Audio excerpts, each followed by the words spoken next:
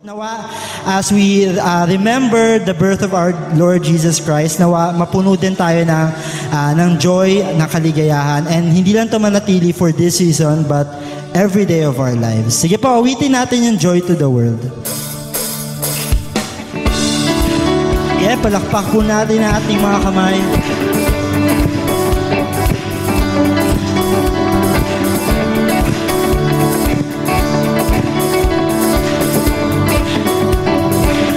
Let's sing. Joy to the world, the Lord is come. Let earth receive her King.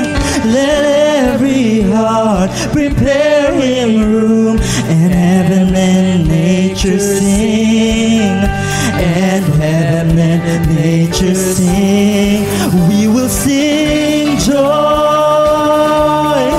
We will sing joy. We will sing joy, joy to the world.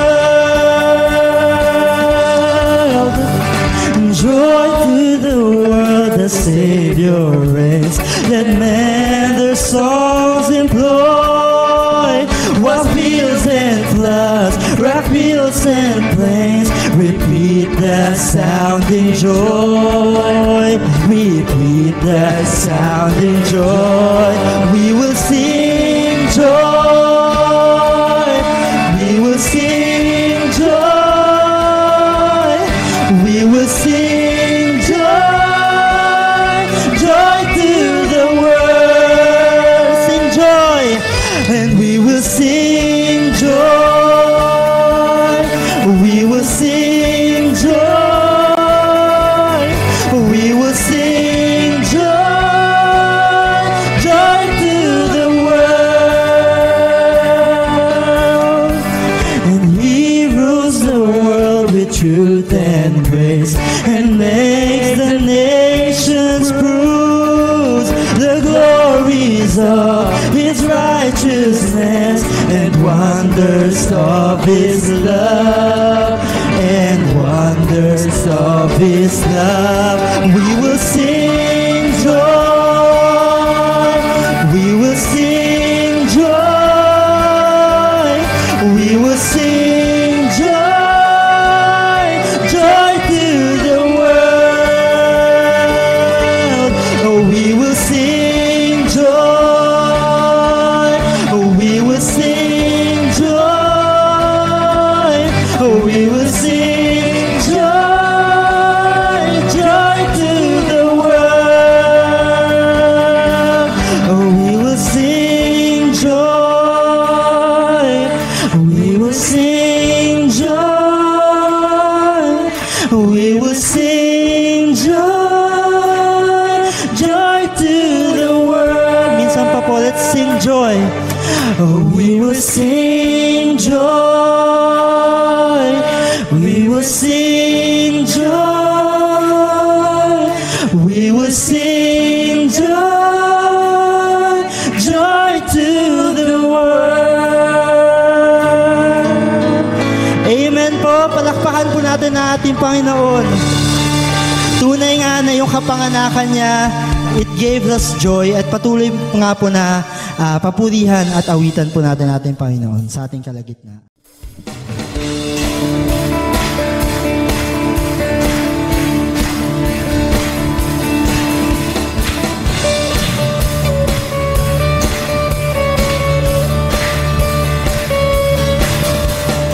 Angels we have heard on high, sweetly singing o'er the plains, and the mountains in reply, echoing their joyous strains. Gloria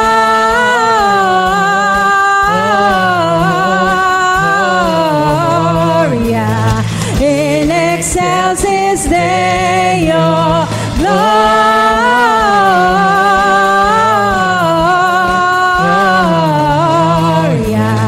in excelsis Deo.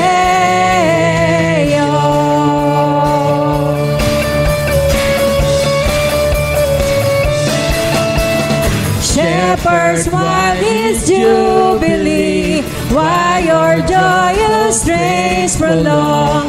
What the gladsome tidings be, which inspire your happy song? Gloria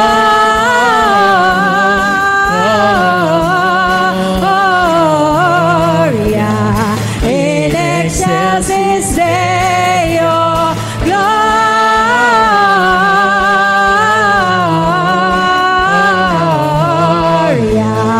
in excelsis Deo.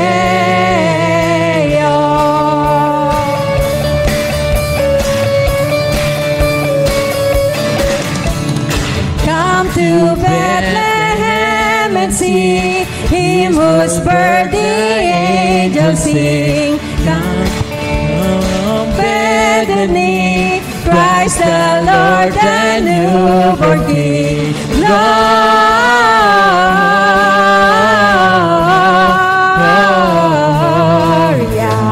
in excelsis Deo. Gloria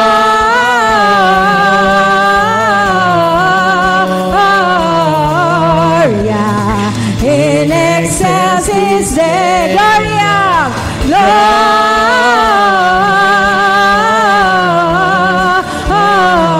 Gloria in excelsis Deo. Gloria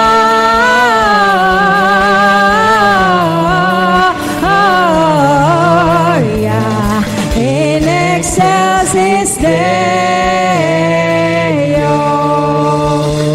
Yan.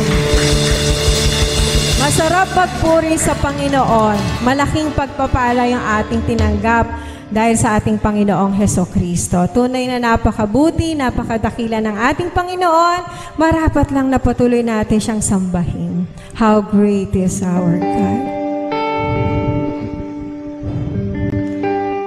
Ramdamin natin sa ating puso yung patuloy na pagsamba at patuloy na pagpupuri. Itaas natin ang pangalan ng ating Panginoon.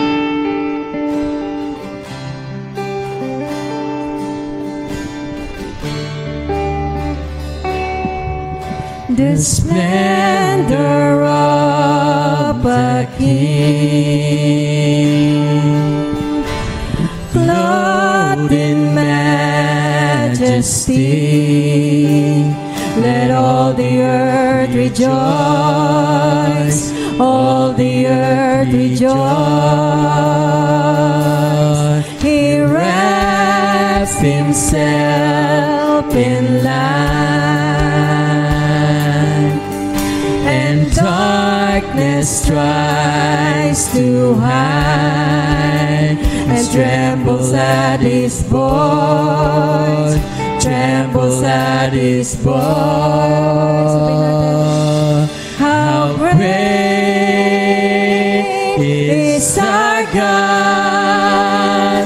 Sing with me, how great is our God! And all will see how great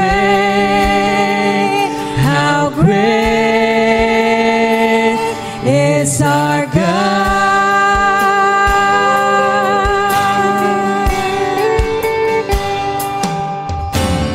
Age to age he stands,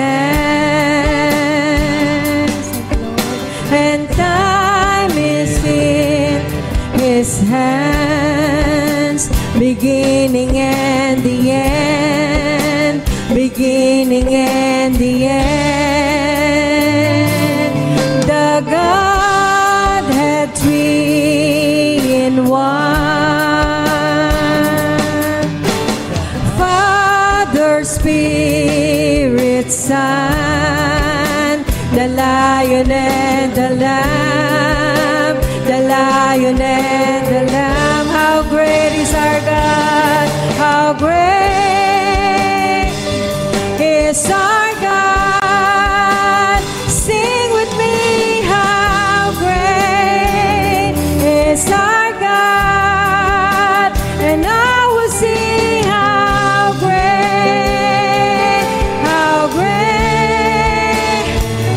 is our God! How great is our God!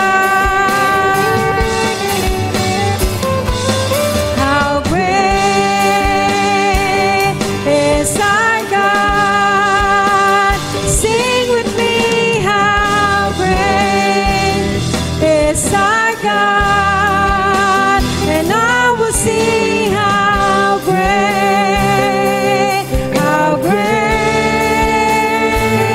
is our God. You have name above all names. Name above all names. You are worthy of all praise, and my heart will sing how great is our God. Truly, Lord, you have name above all names. You have name above all names. You are worthy of all praise, and my heart will sing how great is our God.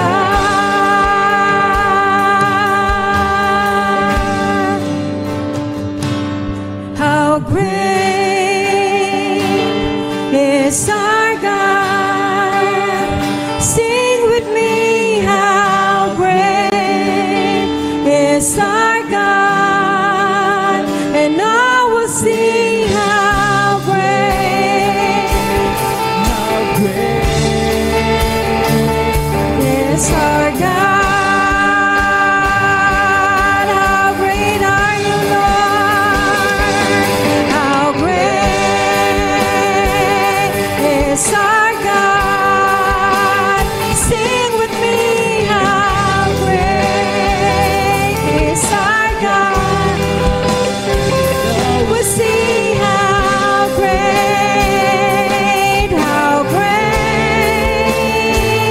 is our God.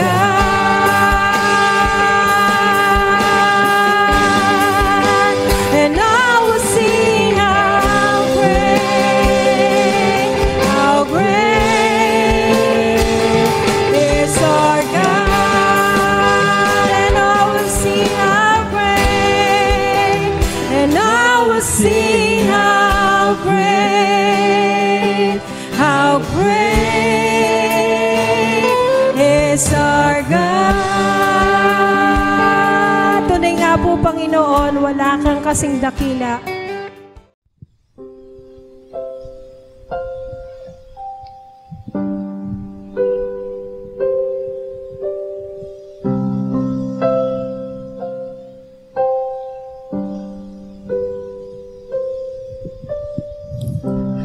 My Jesus, my Savior, Lord, there is none like you. And all of my days, oh, I want to praise the wonders of your mighty love. My comfort, my shelter, tower of refuge and strength. Let every breath, all that I am, never cease to worship you. Shout to the Lord, all the earth, let us sing. Power and majesty, praise to the King. The mountains bow down and the seas will roar at the sound of your name.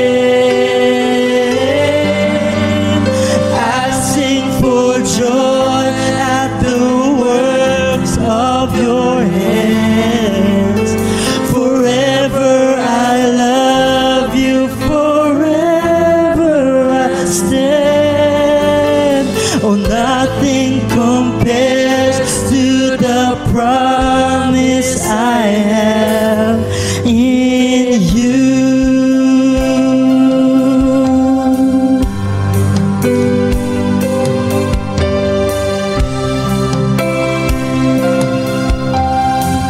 All together we sing, My Jesus. My Jesus, my Savior, Lord, there is none like you. And all of my days, and I want to praise the wonders of your mighty love.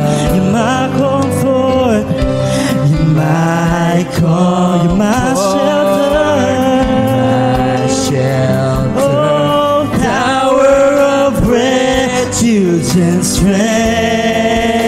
Let every breath and all that I am never cease to worship you. Shout to the Lord, all the earth, let us sing. Power and majesty, praise to the King. Mountains bow down and the seas will roar at the sound of your name. I sing for joy at the works of your hands. Forever I love you, forever I stand. Nothing compares to the promise I have in you.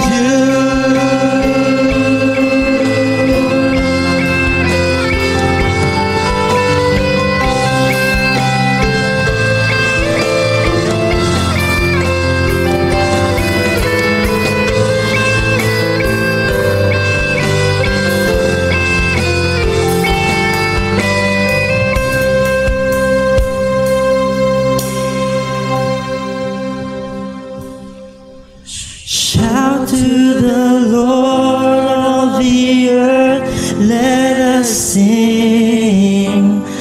Power and majesty, praise to the King.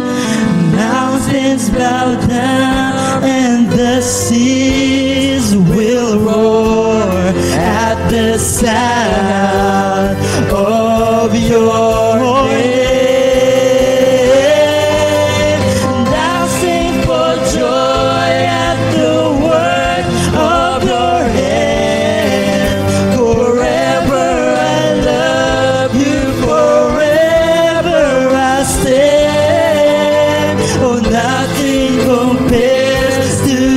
Promise I have, oh, nothing compares to the promise I have, oh, nothing compares to the promise I have in you.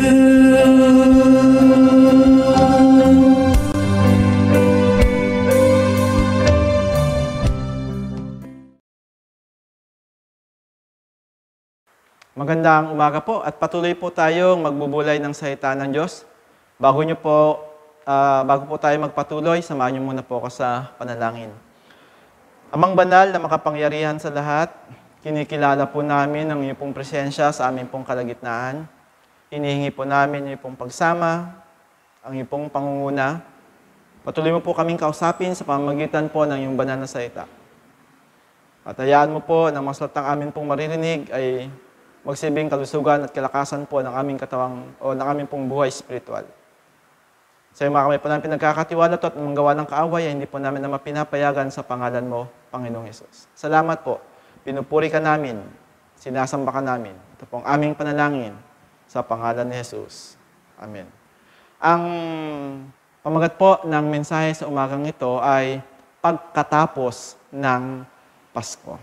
Pagkatapos ng Pasko. At yan po ay matatagpuan natin sa aklat po ng Lucas chapter 2 verse 8 to 20 na babasahin po natin mamaya. Month of December is a busy month. Kabi-kabila po ang mga Christmas activities. Christmas celebration sa work o sa company, Christmas celebration sa church, mga gift giving, at simbang gabi. At meron ding iba't ibang family celebration. Bawat isa ay punong-puno ng kasiyahan. At tuwing sasapit ng Kapaskuhan, ito ay nagbibigay talaga sa atin ng kagalakan dahil ito ay kulturang ginagawa natin taon-taon. Subalit pagkatapos na ipagdiwang ang Kapaskuhan, ano ang nangyari? O naging epekto nito sa buhay ng mga tao, sa bawat isa sa atin, lalo na sa mga Kristiyano. Ano ang impact nito sa buhay natin matapos ang araw ng Kapaskuhan? Sa isang article na sinulat ni Emmanuel Marsh, dated December 20, 2021, entitled, "Has Materialism Distracted to Your Heart?" According to him, Advent is a season of reflection and majesty. It captures all the anticipation and hope wrapped in the birth of Christ. With His birth, we commemorate the coming of our Savior. However, if we are not careful, that majesty can be overshadowed by materialism. According to him, it's hard not to get swept up in the quest for more. We are marketed to constantly commercials, prints, ads, internets, online shopping. Sa Pilipinas po, Lazada, Shopee, etc. And malls, big sale, and many, many more. And all these advertisements, according to him, promise us something pleasure, status, convenient, and comfort. At ito po ang naging epekto o nangyayari sa maraming mga tao. Nakakalungkot man, may mga Kristiyano pa rin nakakaranas nito. These promises are only temporary and vanishes immediately after Christmas. After celebrating Christmas, ano ba dapat ang epekto nito sa ating buhay?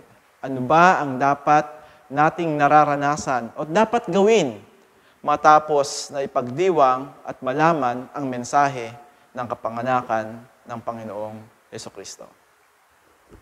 Inaalala mo ang Christmas o inaalala natin ang Christmas, hindi lang dahil sa birthday ni Jesus, kundi inaalala mo rin yung encounter mo kay Jesus. So umagang ito, ating pagbubulayan ng salita ng Diyos na matatagpuan po sa aklat ng Lucas chapter 2, verse 8 to 20. So kung may mga Biblia po kayo, buksan po natin ang ating mga Biblia at basahin po natin sa aklat po ng Lucas chapter 2, verse 8 to 20. That night, there were shepherds staying in the fields nearby, guarding their flocks of sheep. Suddenly, an angel of the Lord appeared among them, and the radiance of the Lord's glory surrounded them. They were terrified, but the angels reassured them. "Don't be afraid," he said.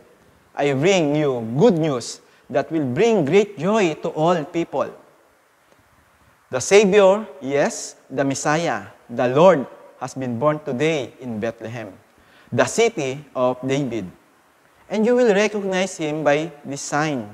You will find a baby wrapped snugly in a strip of cloth, lying in a manger."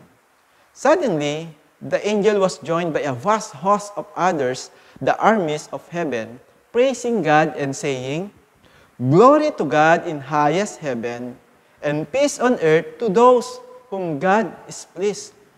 When the angels had returned to heaven, the shepherd said to each other, "Let's go to Bethlehem. Let's see this thing that has happened, which the Lord has told us about." They hurried to the village and found Mary and Joseph, and there was the baby lying in the manger. After seeing him, the shepherds told everyone what had happened and what the angel had said to them about this child. All who heard the shepherd's story were astonished, but Mary kept all these things in her heart and thought about them often. The shepherds went back to their flocks, glorifying and praising God for all they had heard and seen. It was just as the angel had told them. Madalas at paulit-ulit po nating naririnig ang kwento tungkol sa mga pastol na kung saan nagpakita ang anghel, no? At upang iparating ang dakilang plano ng Diyos. Ang pagsilang ng Panginoong Hesus, ang tagapagligtas. At kasabay po nito ay naranasan nila o nakita nila ang kaluwalhatian ng Diyos na bumalot sa kanilang madilim na kapaligiran habang nagbabantay ng mga hayop sa parang. Tapos nilang marinig ang mensaheng ito, sila ay napuno ng kagalakan at nagpuri sa Diyos. Dahil dito, nabago ang kanilang buhay at pananaw matapos nilang marinig ang mabuting balita. Ano-ano ang mga bagay na dapat nating nararanasan, nararamdaman o ginagawa matapos nating alalahanin ang pagsilang ng Panginoong Hesus? Ulitin ko po. Ano-ano ang mga bagay na dapat nating nararanasan, nararamdaman o ginagawa matapos nating alalahanin ang pagsilang ng Panginoong Hesus? Una, nararanasan natin ang presensya ng Diyos. Makita po natin yan sa verse 9 and 10. Suddenly, an angel of the Lord appeared among them, and the radiance of the Lord's glory surrounded them. They were terrified, but the angel reassured them, "Don't be afraid," he said. "I bring you good news that will bring joy to all people." The word glory is often called the Shekinah glory because Shekinah denotes in the tent or glory in the tent. And glory also refers to the majesty and splendor accompanying God's presence. Kapag ang Diyos po ay makikipag-ugnayan sa mga tao, madalas na nakikita po itong tinatawag na Shekinah glory o yung liwanag na ito. Sa Exodus chapter 24 verse 17, to the Israelites at the foot of the mountain, the glory of the Lord appeared at the summit like a consuming fire. So kahit po yung mga Israelita, no, kapag kakausapin po ng Diyos, talagang nakikita nila o nararanasan nila ang presensya o kaluwalhatian ng Diyos. At ito po ay hindi madalas na nangyayari po sa Old Testament sapagkat pinipili lamang po ng Diyos yung oras at panahon na gusto niyang ipakita ang kanyang sarili o ang kanyang kaluwalhatian sa mga taong to. Lalo na po kung meron siyang mensaheng nais iparating o ipagawa sa mga tao sa mga panahong iyon. Kaya naman po, ang kaluwalhatian ng Diyos na to ay talagang hindi madalas na naranasan ng mga tao sa unang panahon o sa Old Testament. But sinabi ni Isaiah chapter 40 verse 5, "Then the glory of the Lord will be revealed, and all people will see it together. The Lord has spoken." So sabi niya, darating ang panahon na ang kaluwalhatian ng Diyos ay makikita ng lahat ng tao, no? O mararanasan ng lahat ng tao. Bago po nangyari na maranasan ang kaluwalhatian ng Diyos at makita ng mga tao, nagkaroon muna po tayong tinatawag na 400 silent years. Ito po yung panahon na hindi naranasan ng tao na magkaroon ng kapayagan mula sa Diyos. So pinili ng Diyos na manahimik at sa loob ng 40 taon, walang gabay, walang pangunguna, walang direksyon na naranasan ng mga Israelita, walang pakikipag-ugnayan ang Diyos sa tao dahil sa kasalanan. Patuloy na pagsuway at katigasan ng puso ng tao. Malayo ang tao sa Diyos, hindi makalapit dahil inilalayo tayo ng kasalanan sa presensya ng Diyos. Mga kapatid, ang epekto matapos nating ipagdiwang ang Pasko ay maranasan at patuloy na maranasan ang presensya ng Diyos sa atin pong mga buhay. Ang presensya ng Diyos ang bumabago sa atin at nagbibigay ng pag-asa na anuman ang mangyari, kasama natin ang Diyos. So ano nga ba ang epekto ng presensya o kaluwalhatian ng Diyos sa buhay ng bawat isa sa atin? Ang presensya ng Diyos ay bumabago ng puso. God's glory or God's presence will expose your heart and show you who you are. Sa Isaiah chapter 6, verse 3, nakatagpo ng Diyos, no? O nakatagpo ni Isaiah ang Diyos, at ito po ang nangyari. Sabi po sa verse 3, they were calling out to each other, "Holy, holy, holy is the Lord of heaven's armies. The whole earth is filled with His glory." Their voices shook the temple to its foundations, and the entire building was filled with smoke. Then I said, "It's all over. I am doomed, for I am a sinful man. I have filthy lips, and I live among a people with filthy lips. Yet I have seen the King, the Lord of heaven's armies." Nang maranasan po ni Isaias ang kaluwalhatian ng Diyos, nakita niya po yung kanyang sarili sa harapan ng Diyos. Nakita niya ang karumihan ng kanyang puso. Nakita niya ang karumihan ng kanyang pong buhay. Kaya nga sabi niya, no, mapapahamak ako. Mga kapatid, no, sa atin pong buhay, kapag naranasan po natin ang presensya ng Diyos, it will show you the things that you should not do, and those you should stop doing. Doon mo nakikita ang iyong pong kalalagayan. At pag pinag-usapan po natin ang puso sa Biblia, ito po ay tumutukoy sa kabuuan ng ating pong katauhan. And because of God's presence, binabago ng Diyos ang ating puso. Ginagawa niyang dalisay at patuloy na inaayos ang kalalagayan ng ating puso. Bakit po? Maraming sa atin na tawag na issues of the heart. At ang issues of the heart na yan, inaayos ng Diyos. At yan po ay dahil sa presensya ng Diyos.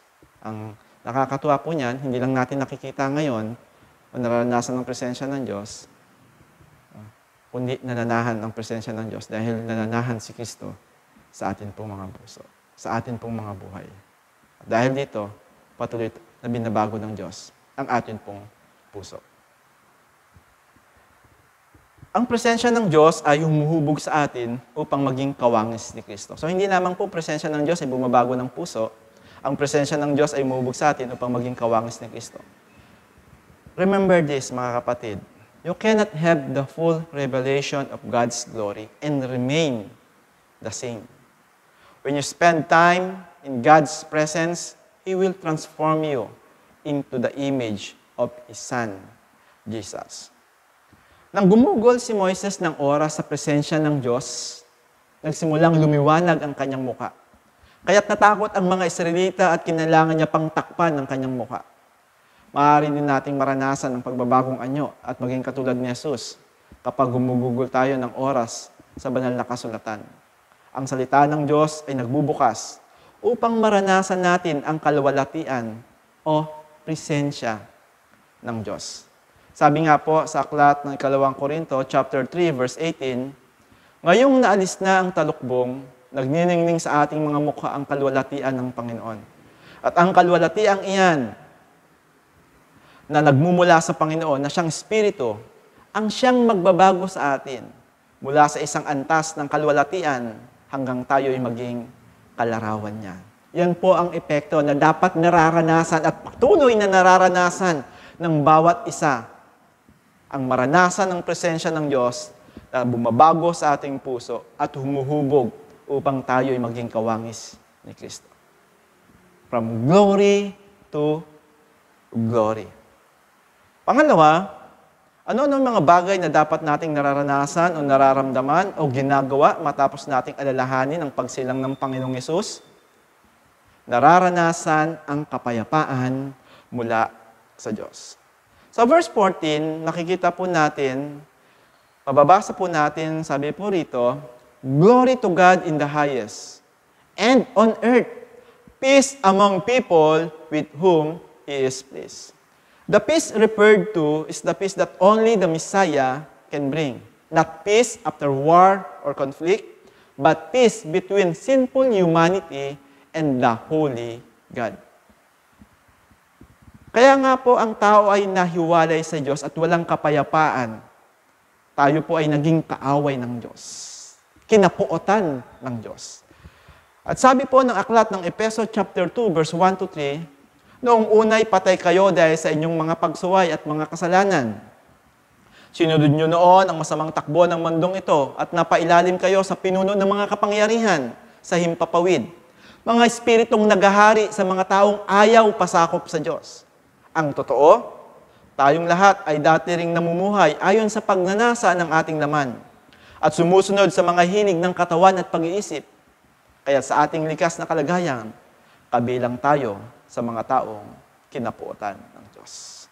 Wala tayong kapayapaan sapagkat tayo po ay patay dahil sa ating kasalanan. Puno po tayo ng kalikuan. Puno po tayo ng kapusukan. Ang nakakalungkot, tulad ng binasa po natin, napailalim tayo sa pinuno ng kapangyarihan ng mundong ito. Walang iba, kundi si Satanas.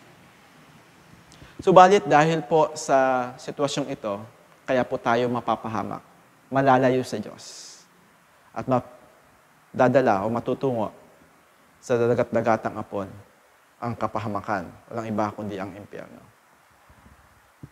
Kaya naman po, dahil sa pag-ibig ng Diyos, pagmamahal ng Diyos, kaya po tayo naririto. Pansinin po natin yung ginamit na salita sa talatang 14. The word whom He is pleased. In other translation, of God's good pleasure. Meaning, is to be established in a favored relationship with God in which His mercy and power are experienced through His faithfulness to the covenant. So, ang tunay na kapayapaan po ay makakantan lamang kay Kristo dahil po sa iyong ugnayan o relasyon kay Kristo. Niligtas niya tayo dahil po sa kanyang kahabagan, dahil sa kanyang pagmamahal, dahil po sa kanyang ginawa doon sa krus ng Kalbaryo. Kaya napakahalaga po na makita natin na ang totoong mayroong kapayapaan ay ang taong may relasyon sa Diyos.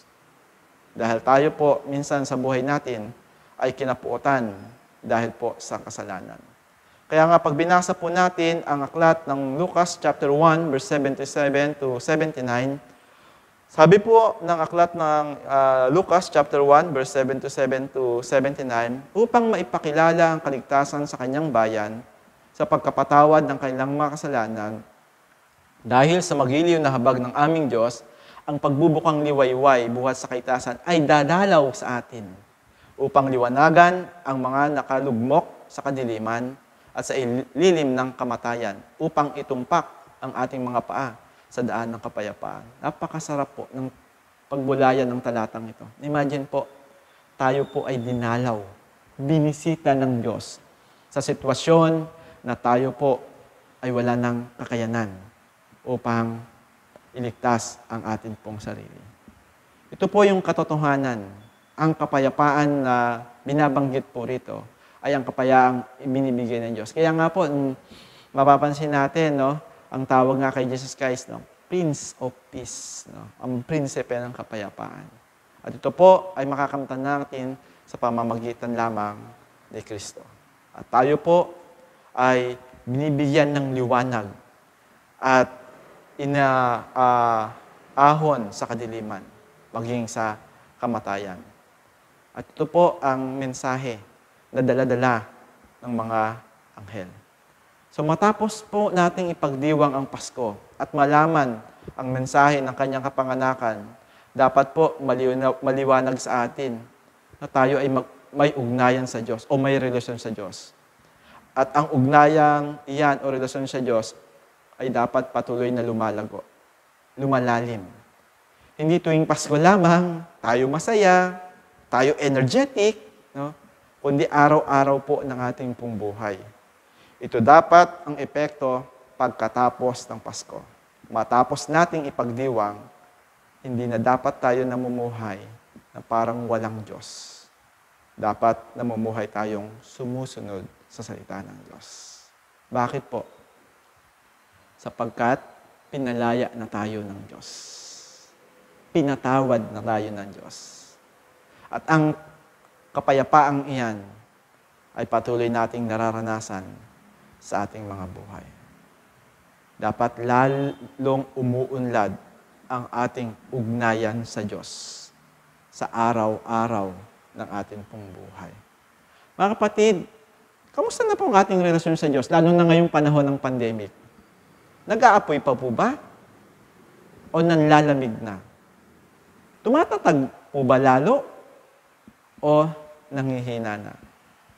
Tandaan po natin, ang epekto pagkatapos ng Pasko ay patuloy na maranasan ang kapayapaan na nagmumula sa Diyos. Kapayapaang siya lamang ang makakapagkaloob sa atin. Pangatlong bagay po na nais kong bigyang diin, pagkatapos ng Pasko, dapat meron kang mithiing sumamba sa Diyos. Meron kang mithiing laging sumamba sa Diyos. So verse 16 and verse 20, mababasa po natin, "So they hurried off and found Mary and Joseph and the baby who was lying in the manger. The shepherds returned, glorifying and praising God for all the things they had heard and seen, which were just as they had been told." Nagmamadali po silang pumunta sa Bethlehem upang sumamba at makita ang sanggol. At sila po ay galak na nagpupuri sa Diyos hanggang sa kanilang pag-uwi. Patuloy silang nagpupuri at sumasamba sa Diyos. Mithiing patuloy na laging sumasamba, na puno ng kagalakan. Ito ang naging epekto ng unang Pasko sa mga pastol. At ito din ang dapat na epekto nito sa ating buhay. Laging galak na nagpupuri sa Diyos, anuman ang ating pinagdadaanan sa buhay. Kaya tayo sumasamba dahil siya ay Diyos at dahil sa kanyang ginawa at patuloy na ginagawa para sa atin. Matinding pagmamahal at sakripisyo ang ginawa ng Diyos para sa atin. Sabi po ni Vivian Hibbert, "We must bear in mind, true worship is a matter of the heart and of genuine devotion to God." So makikita po natin na ang pagsampo po talaga ay nagpapakita ng atin pong taus-pusong pagmamahal sa Diyos. Bakit po? Dahil nakita natin na tayo'y hinango ng Diyos sa kasalanan. Binigyan ng kapayapaan, naranasan ang presensya ng Diyos. Tandaan po natin, worship is our genuine devotion to God. Kung pag-uusapan po natin ang atin pong devotion, kabilang po rito ang atin pong pagsamba. Sapagkat ito po ang ating tugon sa kadakilang ginawa ng atin pong Panginoong Hesukristo. Nakakalungkot isipin na maraming mga Kristiyano ngayon ang nagkukulang na sa pagsamba o nabawasan na ang malalim na mithiing sambahin ng Diyos. Dahil sa walang face-to-face worship, bunga po ng pandemya. Napakalaki talaga ng epekto ng coronavirus. Hindi lamang ang pisikal na buhay natin ang binago nito, binago rin ito ang uri o paraan ng ating pong pagsamba sa Diyos. Nasanay po tayo na pumupunta sa church at nakikipagkamustahan, nakikipag-fellowship. Ngayon po, nasa bahay na lang tayo gamit ang social media dahil po sa pandemya. Ang biyaya po ng Lord, hindi naman talaga napigilan ng pagsamba sa Diyos dahil meron po tayong mga online worship pa rin na ginagawa, isang bagong pamamaraan ng pagsamba. Ang tanong lang siguro, nabago na rin ba ng pandemya ang ating malalim na mithiin na sumamba sa Diyos? Bilang isang pastor, nakakalungkot pong malaman na sa online worship ay marami po ang hindi mo dumadalo. Ang katwiran po, busy. O kaya, recorded naman. Kapag may time na lang ako, tsaka ako papanoorin. Sa panahon po natin ngayon, dahil sa pandemya, ang pagsamba po para sa marami ay option na lamang. Instead, na priority. Kamusta po ang pagsamba natin? Option po ba? O priority pa rin? Even in the midst of pandemic. Sabi po ni Ralph Mahoney, whenever His people gather and worship Him, God promises He will make His presence known in their midst. On the other hand, where God's people consistently neglect true spiritual worship, His manifest presence is rarely experienced. Kaya po kapag ang isang tao po hindi sumasamba sa Diyos, talagang madalas, hindi niya nararanasan ang pagkilos at pagsama ng Diyos. Bakit po? Dahil ang pagsamba po is the occupation of our soul. At yan po yung hinahanap din ng Diyos sa mga tao. Kaya pag binasa po natin ang awit, 53, verse 1, makita po natin na mula sa kalingatan, ang Diyos ay tumitingin sa sangkalupaan kung merong totoo at tapat na sumasamba sa Kanya. Kung meron pong dapat tayong ibigay sa Diyos, ano man ang nangyari sa buhay natin, dapat po ang pagsamba. Dahil yan po ay nagpapakita ng ating pong total devotion sa Diyos. At yan po ang dahilan kung bakit po nagkaroon ng Pasko. Na ang bawat mga taong nagkaroon ng ugnayan sa Diyos ay patuloy na sumasamba at nagpupuri sa Diyos. Kamusta po ang ating pagsamba? Patuloy po bang lumalalim ang ating mitiin na sumamba sa Diyos o naapektuhan na rin po ng pandemya? Matapos pong ipagdiwang ng mga pastol ang unang Kapaskuhan, napuno sila ng galak at malalim na mitiing patuloy na sumamba sa Diyos at ito rin ang patuloy na isinabuhay po ng mga unang Kristiyano. At mababasa po natin sa aklat po ng Gawa, chapter 2, verse 46 to 47, sabi po rito, every day, they continued to meet together in the temple courts. They broke bread in their homes and ate together with glad and sincere hearts, praising God and enjoying the favor of all the people. And the Lord added to their number daily those who were being saved. Kaya naman po, biniles ng Lord ang unang iglesia is because they continue to worship God. Yung passion to worship God. Yung dedication to worship God. Imagine po pag binasa natin po ang Acts chapter 2, verse 46-47, araw-araw. Tayo nga po, isang araw na lang, 2 oras na nga lang po, minsan late pa.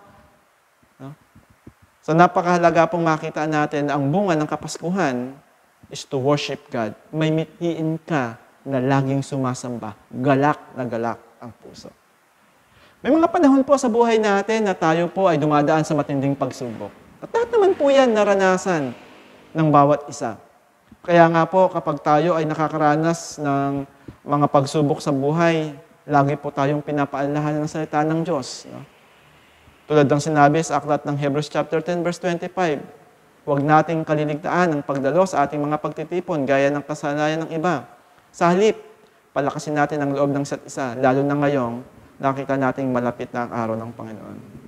As you worship God, lumalakas po ang ating pong buhay spiritual. At nakikita po natin ang pagsama at pagkilos ng Diyos sa ating pong mga buhay. At ito po ang dapat maging tugon natin.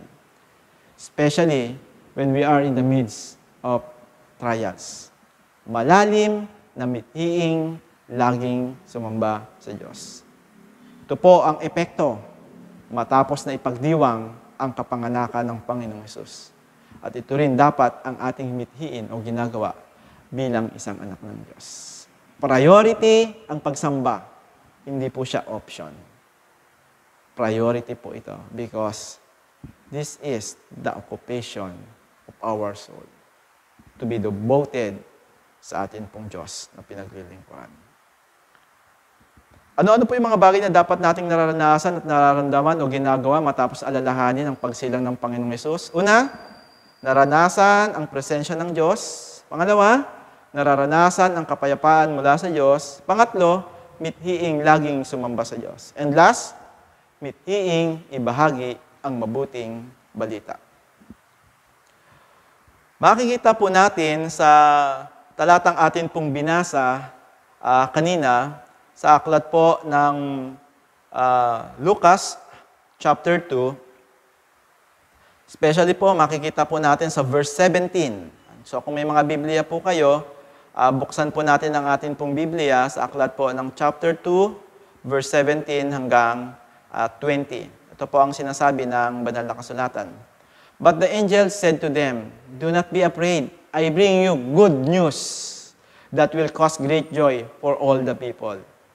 Today, in the town of David, a Savior has been born to you. He is the Messiah, the Lord." So they hurried off and found Mary and Joseph and the baby who was lying in the manger. When they had seen him, they spread the word concerning what had been told them about this child. And all who heard it were amazed at what the shepherds said to them. Makita po natin na naging reaksyon po nila after marinig nila ang mensahe ng kaligtasan, after nilang pumunta, pagpunta nila sa Bethlehem, talagang they spread the message of good news.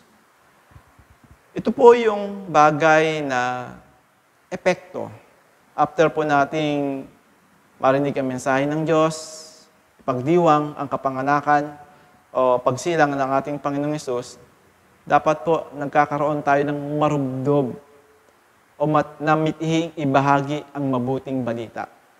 Marami pong mga tao ang nangangailangan na makarinig ng mabuting balita ng kaligtasan. At napakahalaga pong makita natin na ito po ang utos sa atin. No? Ito po ang ipinaggagawa sa atin kung bakit po merong Pasko ay upang ipaalala sa bawat isa ang dakilang utos o atas sa atin ang ibahagi ang mabuting balita. Matapos pong maipanganak ang Panginoong Hesus, maipangaral ng mga shepherd itong mabuting balita. At alam po natin na nagpatuloy po ang paggangaral ng salita ng Diyos. Makikita po natin na ang unang iglesia po ay talagang a missionary church. Talagang inabot po nila ang lahat ng tao. At pag binasa nga po natin ang Biblia, halos buong mundo po ay naabot ng salita ng Diyos. Sa sinulat po ni Bruce L. Shelley na book ng church history, na may pamagat pong Church History in Plain Language, ito daw po yung mga reasons for the gospel's spread. Christian will want to stress the power of the gospel. So there are several prominent factors, however, appear to have contributed to the growth of Christianity. First, early Christians were moved by a burning passion, conviction.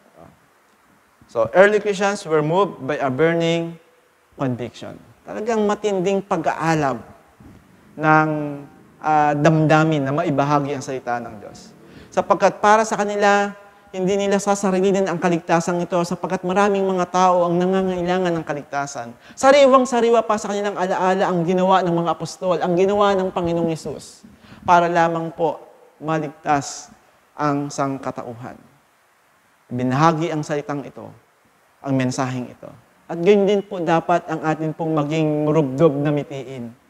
Na ibahagi natin ang salita ng Diyos sa mga mahal natin sa buhay, sa mga kaibigan natin, sapagkat ang mga unang Kristiyano, saan man sila makarating, lagi po nilang ibinabahagi ang salita ng Diyos sapagkat ayaw nilang solohin ang kaligtasan iyan dahil alam nila na maraming mga taong mapapahamak kung hindi makakarinig ng salita ng Diyos. At ang nakakatuwa, hindi lamang po sila ang nagbahagi ng salita ng Diyos. Marami po silang naakay na kaluluwa at sila rin po na mga naakay ng kaluluwa ay nagbahagi rin po ng salita ng Diyos. So makita po natin, tuloy-tuloy po ang pagbabahagi ng salita ng Diyos. Bakit po? Sapagkat nagkaroon sila ng maalab na damdamin, burning conviction to share the Word of God. Yan po ang epekto ng Pasko. Ang magkaroon ng burning conviction to preach the gospel, to share the gospel to all people around you o around us. Pangalawa, the practical expression of Christian love was probably among the most powerful causes of Christian success, according kay Shelley. Sabi ni Tertullian, Tertullian tells us, the pagans remark, "See how these Christians love one another." The pagans' words were sincere. Christian love found expression in the care of the poor, of widows and orphans, in visits to brethren in prisons or to those condemned to a living death in the mines, and in acts of compassion during a famine, earthquake, or war. Ang mga Kristiyano daw po talaga sobra kong magmahal noon. Kapag meron pong nagkakaroon ng problema, pagsubok sa buhay, naroon sila, ipinapanalangin, tinutulungan yung mga mahihirap. Kaya naman lahat ng mga tao sa paligid nila na hindi mananampalataya, nakita nila ang pagmamahal sa isa't isa. Yung mga Kristiyano noon, hindi po nag-aaway. Patuloy pong nagmamahal sa isa't isa. Sapagkat yan naman ang sinabi ng Lord, no? Malalaman nila na kayo mga alagad ko kung kayo ay nagmamahalan sa isa't isa. If you love one another. Grabe po yung pagmamahal na yan. At yan po yung pagmamahal na dapat pong naghahari sa ating mga buhay. At patuloy na naghahari sa ating mga buhay bilang epekto ng mensaheng tinanggap natin sa araw po ng Kapaskuhan. And last, sabi ni Shelley, persecution in many instances helped to publicize the Christian faith. Martyrdoms were often witnessed by thousands in the amphitheater. The term martyr originally meant witness, and that is precisely what many Christians were at the moment of death. Imagine po, no? Persecution. Matinding persecution po ang naranasan nila. Pag-uusig. Buhay po ang kapalit, no? Pero they worship God, they praise God, even in the midst of persecution. Kaya nga sabi po na Tertullian, no? The seed, the blood of the martyr is the seed of the church. At marami pong mga tao, ayon po sa kanyang sinulat, sabi ni Shelley, there are a number of cases of conversion of pagans in the very moment of witnessing the condemnation and death of Christians. Imagine po, yung mithiing, ibahagi ang salita ng Diyos. Meron silang burning passion, burning conviction. Meron siyang talagang grabing pagmamahal. At even in the midst of persecution, they continue witnessing the message of God na makarating sa mga taong ito. Kaya napakahalaga po na makita natin, ito ang epekto dapat ng Kapaskuhan sa buhay mo at sa buhay ko. Ang ipangaral, ang mabuting balita, humayo at gumawa ng mga lagad sapagkat ito ang atas sa bawat isa sa atin. Sabi po ni Billy Graham, my goal is to proclaim the gospel as many people as possible and to build bridges of friendship and peace of political or economic system. No? So yung goal ni Billy Graham, talagang maipangaral ang salita ng Diyos. Saan mang dako. No? Marubdob na mithiing ibahagi ang mabuting balita ng kaligtasan. Ito ang naging epekto at patuloy na ginagawa ng mga Kristiyano matapos ipagdiwang ang kapanganakan ng Panginoong Yesus. At sa bawat mga churches po natin, sa mangdako, no, kaya po na itayo, ay dahil po merong mga taong buong tapang na nangaral at nagbahagi ng salita ng Diyos sapagkat alam nila ng epekto po ng mensahe ng salita ng Diyos na ating pinagdiriwang tuwing araw ng Kapaskuhan. Una, dapat ibahagi ang salita ng Diyos sapagkat yan po ang atas sa atin. Ulitin ko po, ang mensahe po natin ngayon, umagang ito, ay pagkatapos ng Pasko. Dapat, lagi nating nararanasan ang presensya ng Diyos, sapagkat ang presensya ng Diyos ang siyang bumabago sa atin pong puso. Sapagkat ang presensya ng Diyos ay umuhubog ubaging kawangis ni Kristo. Pangalawa, pagkatapos ng Pasko, nararanasan ang kapayapaang mula sa Diyos. Pangatlo, mithiing laging sumamba sa Diyos. Pangapat, mithiing ibahagi ang mabuting balita. Mga kapatid, ito ang epekto ng Pasko sa buhay ng bawat isa sa atin. Nawa, patuloy na manatili ang init natin sa paglilingkod sa kabila ng mga pandemyang atin pong naranasan. Tayo po'y manalangin. Amang Banal, maraming salamat po sa mensaheng inyo pong pinarating sa amin sa umagang ito. Na pagkatapos ng Pasko, ay patuloy na ang epekto nito ay naghahari sa amin pong mga buhay. Naranasan namin ang iyong pong presensya. Naranasan namin ang kapayapaan buhat sa iyo. Nagkakaroon kami ng mitiing laging sumamba. Nagkakaroon kami ng mitiing ibahagi ang magandang balita. Maraming salamat po. Pagpalain mo po ang bawat isa. At patuloy ng salita mo ay maghari at magkaroon ng epekto sa amin pong pang-araw-araw na buhay. Purihin ka po, Ama. Ito po ang aking panalangin sa pangalan ni Jesus. Amen. God bless po, mga kapatid. Pagpalain po tayo. Amen.